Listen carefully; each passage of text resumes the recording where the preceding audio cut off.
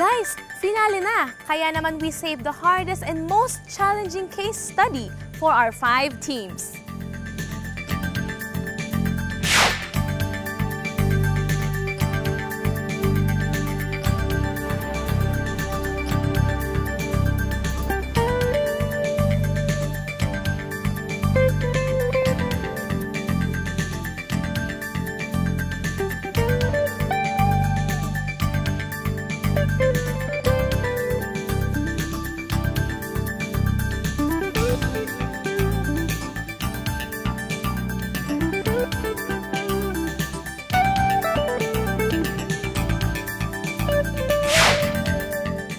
Wow! Ang hirap nun ah! Gagawa ng business plan kung anong magandang gawin, i-improve, or ipalit sa structure na to.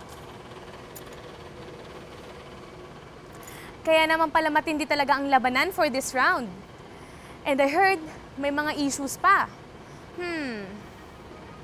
Chinoy Barkada, for this final league of the game, the stakes are as high as the participants' dreams. Kitang-kita ang determination ng bawat team para manalo at tawaging first ever Chinoypreneur champion.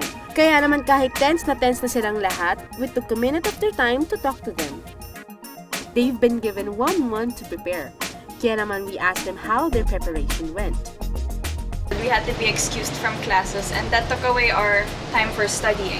We worked really hard for this. We spent long nights and we spent time at school preparing for this. Gumawa kami ng mga survey, tapos nag-interview kami sa ibang bowling alley. Tapos gumawa kami rin ng mga paraan para makakontak kami sa mga ibang business personnel para bigyan kami ng idea. Noong una, it was smooth sailing, but nung huli, there was problems occurred.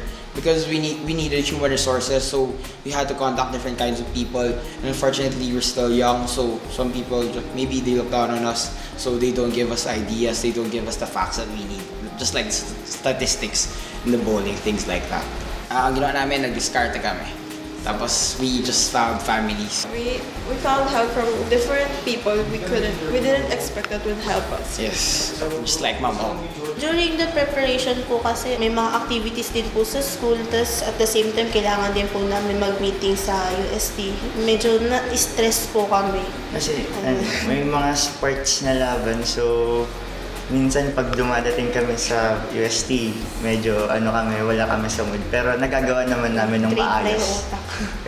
Medyo gipit kami sa time, pero I think nagawa namin ng maayos yung kailangan namin gawin. May mental block kami sa stage, no? Kaya we need to practice a lot para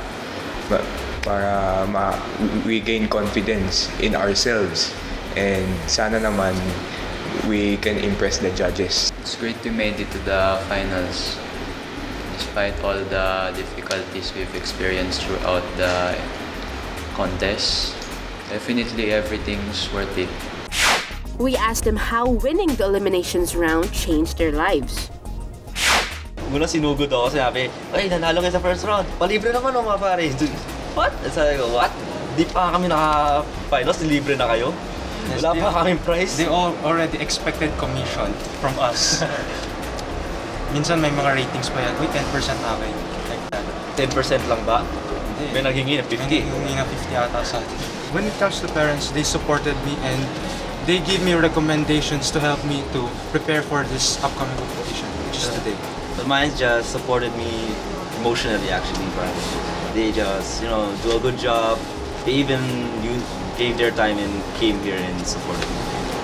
We shouldn't be saying to the people that we won, but our school head announced it. Like, he divulged it to everyone in the flag ceremony.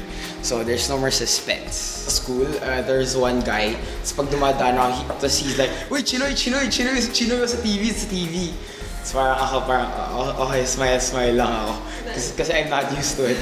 Yung mga teachers namin, parang pinupuri kami, tapos full support talaga, especially yung sila Ma'am Ong, sila Ma'am Brown, support talaga. Actually, tapos pati sila Ma'am Borja, at si Ma'am Delantar, at si Ma'am Lao, kasi binigyan nila kami ng exemptions para sa buong second quarter, para sa Tech and Livelihood Education period, para lang maka-prepare dito. So, pag hindi kami nanalo dito, patay kami sa long test kasi wala pa kami napapasok ang pase. Hindi namin sinabi kagad. Sinurprise talaga namin sila. Sabi namin natalo kami. Tapos ginawa namin surprise. Tapos nung nalaman nila, tuwan-tuwa sila. Parang naging gift na rin namin yun sa school namin. Surprise. Hindi expected ng mom ko na may ganun daw akong talent. So parang nung sinabi sa kanya nung school, ng advisor namin, sinabi sa kanya, na-surprise siya. So parang, wow, sabi sa akin, wow, may ganyan ka palang talent. Pero di mo sinasabi sa akin. Yung parents namin, mas naging supportive sila. Tapos nag-wish sila ng luck sa amin. Sana daw manalo kami. Grabe nung nanalo kami dun sa Chinoypreneur, yung first round, yung eliminations. Shock na shock kami, shock na shock kami, shock na shock kami. Bigla kami sumikat. Feeling namin, celebrity na kami. Kaso naman, ito, tinutukso, robot daw. Oh, young teacher. Kita mo, robot, diba? Para naman sa first 3 finalists, ano naman kaya ang reaction nila para sa dalawang wildcard winners? Very surprising. We already thought that we got third place at least, even though what might happen. So really surprised. The action is slightly disappointing because we already feel that we already secured our place. But even though there's a wildcard, we're still going to try our best. Nagulat po kami kasi akala po namin ranking lang po nung 1 to 3, tapos may wildcard po pala. Mas naging challenging po. Basta challenge po kami. Somewhat dismayed, also surprised. Bro, okay lang. 5 kami. Basta importante manalo kami. Hindi na basta kung ilan. Kayang-kaya. The stakes are high for this competition. Kaya naman we asked them how badly do they really want to win? The day I come here, my determination comes from the way I must do it, and my most objective is to help the company, not the prize. Well, the prize to me isn't actually about the money or anything. It's just that I had fun in this contest.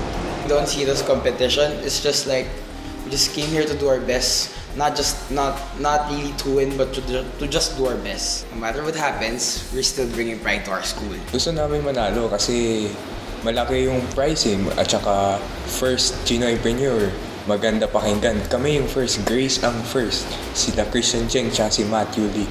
We want to hear that. We'll do our best because this will be our last race. And what can we expect from their presentation later? It's going to be funky. Yes, funky. That's the word. We have the most unique idea probably among other schools. We have prepared something very innovative and fun and creative. Complete change dun sa bowling alley talaga. Versatile yung magiging project. We have a unique plan for their bowling alley.